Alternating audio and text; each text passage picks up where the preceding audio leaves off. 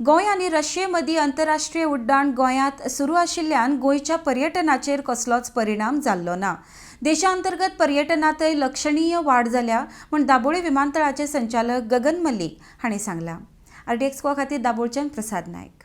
Russia और Ukraine के बीच में तनाव है। amidst all this, any difference has been made between the flight schedules या कुछ cancellation या the flights will continue to operate? ऐसा कोई कैंसिलेशन अभी तक नहीं हुआ है। जो रोजिया ने हमसे स्लॉट्स लिए थे ITP चार्टर्स के लिए, वो उन्हीं स्लॉट्स पे अप्रूव स्लॉट्स पे ऑपरेट कर रहे हैं। और आज मॉर्निंग में भी एक चार्टर आया है रशिया से, जिसमें मोर देन 506 पैसेंजर्स आए हैं, 489 पैसेंजर्स यहाँ से गए हैं। तो यही रूटीन चल रहा है। ये नंबर में 5-10 number up and down arrival departure में हो जाता है, बट अभी तक कोई भी स्लॉट रशिया की तरफ से कैंसिल नहीं हुआ, रोजिया एयरलाइन की तरफ से कैंसिल नहीं हुआ है। तो जहाँ तक मैं समझ पा रहा हूँ, इस कॉन्फ्लिक्ट का इस टूरिज़्म सेक्टर पे या इस टूरिज़्म रिलेटेड फ्लाइट पे कोई असर दिख नहीं रहा है अभी तक। So the flights from Kazakhstan, are they also continuing? बीच में एक they are also continuing। Kazakhstan से जो फ्लाइट्स हैं they are also continuing, except that कि जब शुरू में वहाँ प्रॉब्लम हुई थी, सिविल अनरेस्ट हुआ था, तो कुछ टाइम के लिए वो फ्लाइट्स स्टॉप हुई थी, but ultimately they changed their airport and since then they are operating regularly on their slots given। So Russia से कितने फ्लाइट्स आते हैं? What is the periodicity of the flights? 9 days में every 9th day or 10th day one flight is coming। They have taken 9 slots from us so far। They have operated 7 slots। So today morning was the 7th slot which they have operated। और number जैसा मैंने आपको बताया है कि वो 490, 495, 500 इसी में आने जाने का लग रहा था। इवन किड्स आर कमिंग, छोटे बच्चे आ रहे हैं, तो उनको देखते हुए तो स्थिति गोवा के लिए तो नॉर्मल है वो।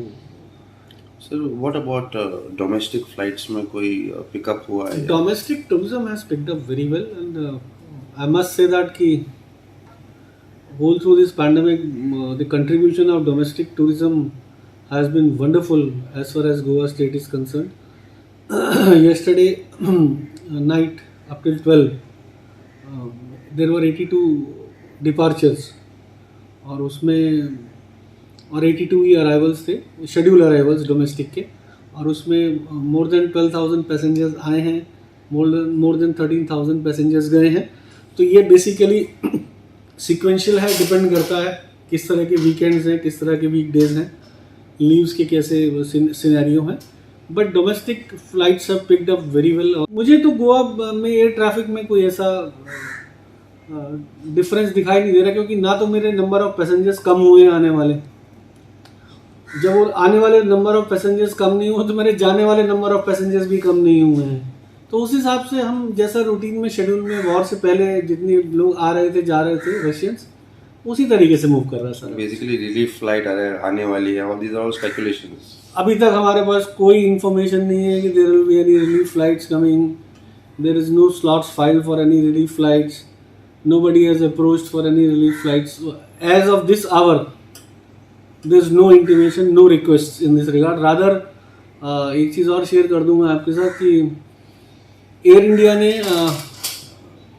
जो उसकी वीक में फ्रीक्वेंसी थी 2 फ्लाइट्स की लंदन की, they have requested a slot to us for increasing 1 more flight in a week।